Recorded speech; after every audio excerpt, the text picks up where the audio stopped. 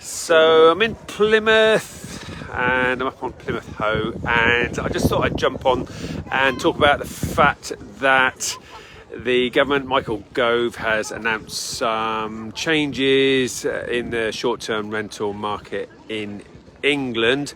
Okay, before I talk about that, let's just have a little look around here. We've got War Memorial behind me. Looking back that way, just about there, that's where my army camp, that 2-9 Commando camp is. And you got Smeaton's Tower there, Drake's Island over there, and we're on the Hoe, and this is where apparently Sir Francis Drake was playing bowls and the Spanish Armada was coming up the channel, and he said, I'll finish my game of bowls and then I'll go sort out the Spaniards. Anyway, right, better get on with talking about these announcements, these new changes that have been announced.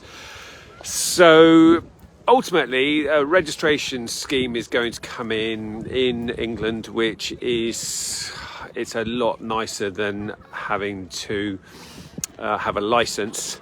So in Scotland, for instance, you've got to apply for a license and there's a wait to get said license. And so that's a bit of a pain. But in England, it's a registration scheme. And so likely to just be a case of registering your properties on a register that they'll provide access to, and then perhaps provide evidence of certain things like gas safety certificate and electrical inspection report and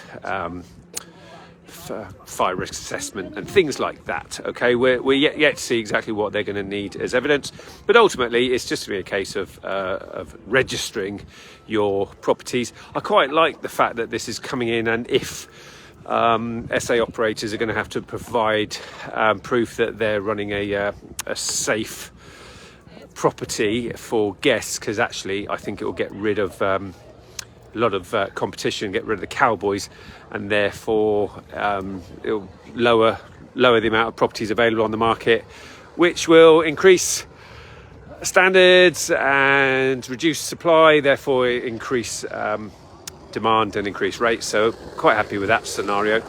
Now, what is being suggested, or what the Gove has said is going to happen in the summer, is that there will be permitted development. So the new use class for service accommodation, C5 in England, would be different than Wales, wouldn't it, where they've made it C6.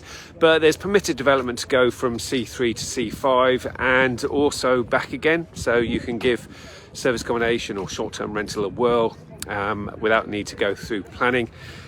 So you can go to C5 and then back if you so wish. And then what they have said, and this was sort of announced much earlier, or last year it was announced, is that in certain areas, so for instance little seaside towns where there's a shortage of accommodation for, you know, homes for families, etc., and lots of Airbnbs, they'll bring in an Article 4 type direction in little places like that, to mean that if someone wants to go to C5, they would need to apply for planning permission in certain pinch point areas like that. But many of you will know my opinions on, you know, small seaside touristy type locations, in that I'm not a big fan of those anyway for service accommodation, because they don't have all year round demand.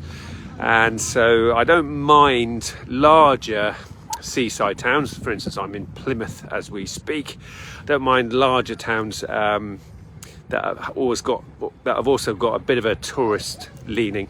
But I don't like the smaller ones, and it's the smaller ones that I haven't got all year round demand for SA that are likely, listening to government on this and listening to different discussions, it's likely to be those smaller ones that they'll bring in an Article 4 type directive, meaning that they're going to try and restrict people doing holiday lets in areas like that.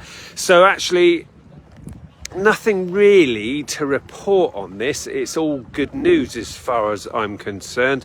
I think we're likely to see higher, better standards in serviced accommodation and larger towns and cities. It's been recognised that short-term rentals bring in a lot of money into the local economy, so they don't want to stop it completely, but they just want to, let's face it, stop there being too many short-term rentals in the smaller seaside type touristy destinations, where they want to make sure there's more accommodation for families. Okay, so I think that's me covered everything off. If I think of anything else, I'll do another post in terms of what has been announced.